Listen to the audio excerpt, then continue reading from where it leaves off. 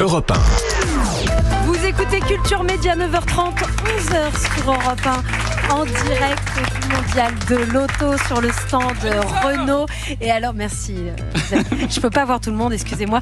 Donc, on est sur le stand Renault. Vous découvrez les nouveautés Renault et vous découvrez aussi la R16 Orange Europe 1 avec Thomas Hill et votre invité ce matin, Thomas, jusqu'à 11h, Philippe Gueluc. Et sur cette R16 Orange est posé un magnifique livre qui s'appelle Tout est vrai, qui est signé Philippe Gueluc, un livre avec 150 anecdotes, des souvenirs d'enfance, de carrière, les souvenirs des autres aussi qui méritent d'être racontés, des dessins de presse, et donc vous jurez sur la tête du chat que tout ce qui est dit dans ce livre est vrai. Ah, mais non seulement sur la tête du chat, mais sur la vôtre. Oh non, ça non, sur la tête de... Oui, de gens que j'aime beaucoup. D'accord, très bien, merci. Voilà. Vous avez fêté l'année dernière les 40 ans du chat. Oui. C'est un cap, une bonne occasion aussi de faire un petit bilan. Mais vous vouliez pas faire une autobiographie classique, c'est ça ? Oh ben non, je veux dire, je trouve ça un petit peu prétentieux de vouloir raconter sa vie. Donc moi, j'ai plutôt pris des moments comme ça, plic-ploc, que j'ai notés au cours du temps. Oui, pif paf pouf.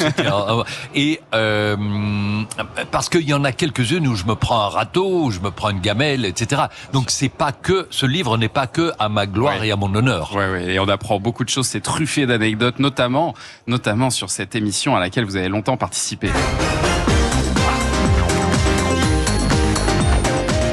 Et alors attention à ce que vous allez dire, Philippe Gueluc, parce que Michel Drucker nous écoute tous les jours. Et alors vous racontez par exemple votre rencontre avec Jacques Chirac dans Vivement dimanche prochain. Jacques Chirac qui n'a pas tari d'éloges sur vous. En fait, vous receviez Bernadette et ensuite vous êtes allé à l'Élysée, c'est ça ? Voilà, ils ont eu la gentillesse et l'élégance d'inviter toute l'équipe, maquilleuse, régisseurs, techniciens, productrices, etc. Donc on s'est tous présentés à l'Élysée. Nous avons été reçus personnellement par le couple présidentiel et quand je me suis présenté devant eux, il m'a tendu la main, il m'a dit « Je suis votre plus grand, votre plus ancien, votre plus fervent fan. » Waouh. Et j'ai dit « Monsieur le Président, c'est trop, enfin, non. » Et quelques jours plus tard, Patrick Sabatier, à qui je raconte ça, me dit « Mais tu sais, il dit ça à tous les artistes. » C'est ça, c'est les meilleurs, ils sont comme ça. C'est la technique Michel Drucker. Voilà, mais j'y ai cru sur le moment.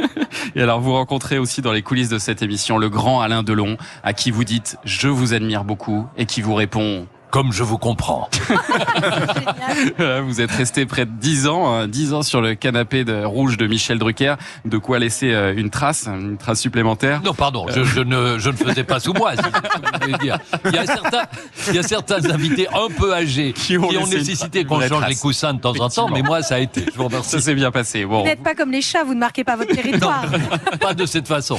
Et vous revenez aussi, Philippe Gueluc, sur une autre émission qu'on connaît moins ici.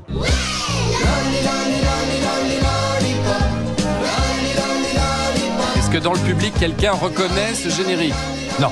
Alors, inconnu, ici. Personne peut connaître parce que c'était en Belgique et que c'était regardé dans le nord de la France et dans le sud de la Hollande aussi. Sur la RTBF. Je l'ai animé pendant 5 ans avec une marionnette qui s'appelait Malvira, qui était une vieille sorcière qui crachait sur les invités. C'était délicieux, c'était très insolent, c'était avant les nuls et on a inventé un genre pour les enfants. Partout dans le monde, cette émission aurait été interdite au bout de 3 semaines et nous, on nous a laissé faire les fous pendant 5 ans. Lollipop, c'était la première émission pour enfants regardée par toute la famille parce que je cite Malvira, le programme ne prenait pas les enfants pour des cons. Exact. Et on disait le mot con à l'époque à la télé et on nous demandait jamais de d'écrire un scénario ou de faire valider des textes. Parfois on était en direct et on était en délire total. Et une des histoires que vous racontez dans votre livre Tout est vrai, c'est qu'un jour pour le tournage d'une séquence destinée à faire de la prévention routière auprès des jeunes, vous vous êtes déguisé en gendarme. Sauf que des vrais gendarmes sont arrivés. Voilà, alors je m'amusais, j'avais les trucs fluo, etc. Et pendant qu'ils étaient en train d'installer les caméras et l'éclairage, avec ma matraque lumineuse, je me posais sur le côté de la chaussée. Et les voitures qui arrivaient à fond la caisse ralentissaient en me voyant et passaient très doucement devant moi. Et c'était très jouissif. Et puis tout à coup, je vois arriver des vrais gendarmes. Et on était à l'époque des tueries du Brabant Wallon qui ont terrorisé la Belgique. Les mecs s'arrêtent et me disent « ça va, collègue et tout, machin ». Et je me crois obligé. Qu'est-ce qui se passe ici, me disent-ils. J'ai dit, il y a un tournage pour la RTBF, et je me crois obligé d'ajouter. Vous savez, je ne suis pas un vrai gendarme, mais j'étais en uniforme. Vous n'auriez pas dû le dire. Non, mais non, avec une arme, avec tout. Le type a pris sa mitraillette, il a failli me mettre en joue, et puis je leur ai demandé de se calmer parce que J'ai expliqué l'histoire, mais ça les a pas fait rire. Ah ouais, non, c'était pas le moment de les faire rire là. Ça fait partie dans ce métier, j'ai parfois risqué ma vie. Oh, c'est fou, tout ça pour nous faire rire. Merci Philippe Gueluc. Tout est vrai, c'est dans votre livre, votre nouveau livre qui paraît aujourd'hui aux éditions Casterman. On va continuer à en parler tout au long de cette émission. Et puis on va parler sport auto aussi avec Sacha Nokovic dans un instant.